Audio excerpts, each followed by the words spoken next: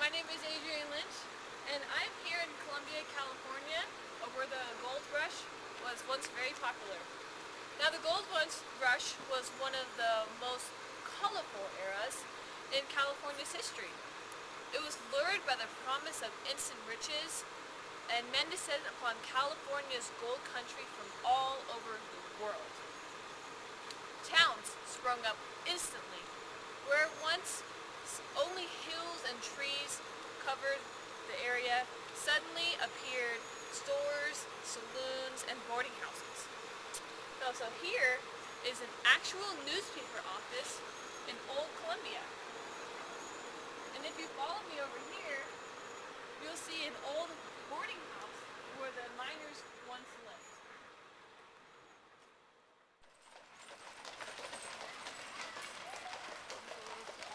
Stagecoach was the basic means of transportation back in the gold rush days.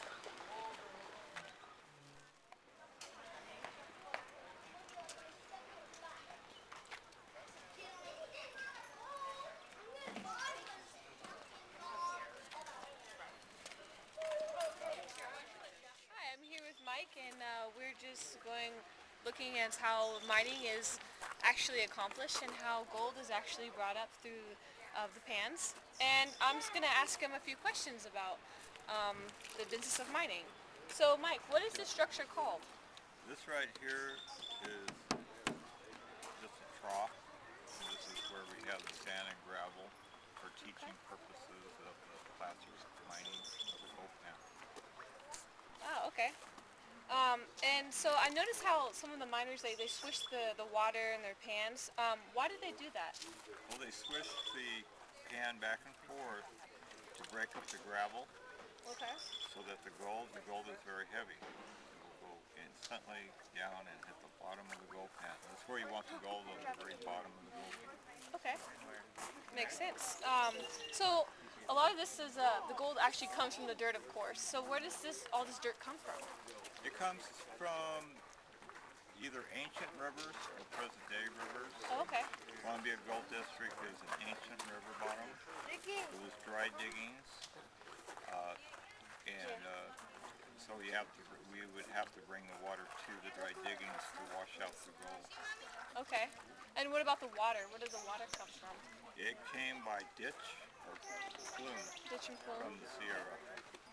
Okay. And so did the miners have to get charged of some sort for the water? Yes, after so long in the dry diggings, one of the miners decided he could charge every mining claim, every miner, so much money on a regular basis for the water. Okay. Yeah. Well, thank you so much. You're welcome. Yeah.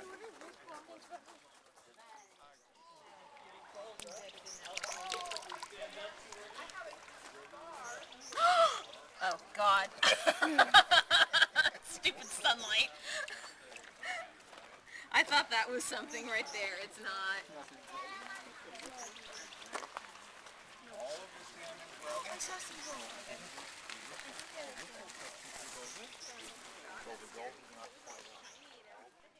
Mining techniques started to become very sophisticated. Hydraulic mining was where miners aimed high-pressure hoses at a mountainside and washed down all of the dirt. Here's an example.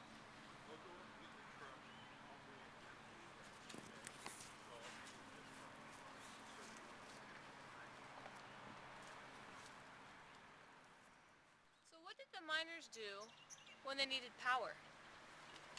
Well,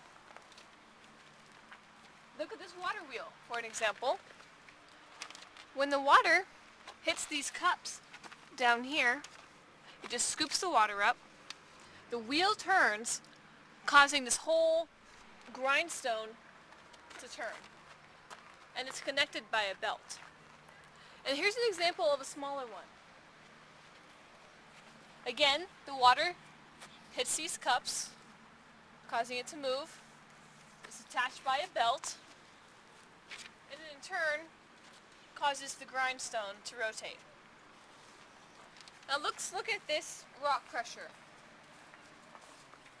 dirt went in here, and this large plunger stomped down and would crush the rock. It, in fact, had so much force that the miners didn't even need to put their own effort into it. Here is Main Street of Old Columbia, California.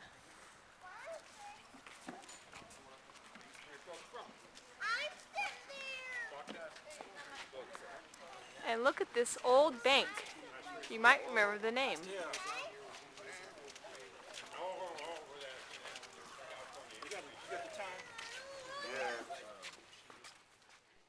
Hi, here I am inside Wells Fargo Bank, and this is the actual scale that was used by Wells Fargo in Colombia to weigh over 1.4 million ounces of gold. The scale was so precise, in fact, that it could weigh a signature in a pencil on a sheet of paper.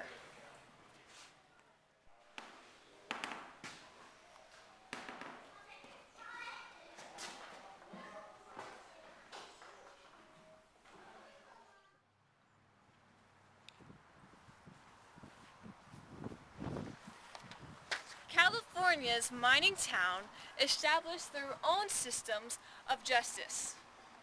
Bret Hart illustrates one kind in his story, The Outcasts of Poker Flats. And I want to read to you a piece of the excerpt. In point of fact, Poker Flat was after somebody. It had lately suffered the loss of several $1,000, 2 valuable horses, and a prominent citizen.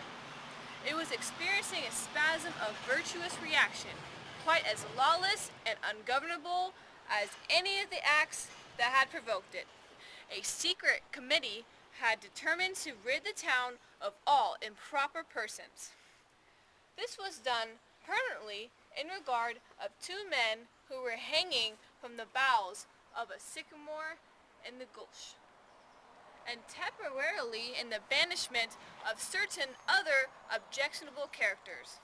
I regret to say that some of these were ladies.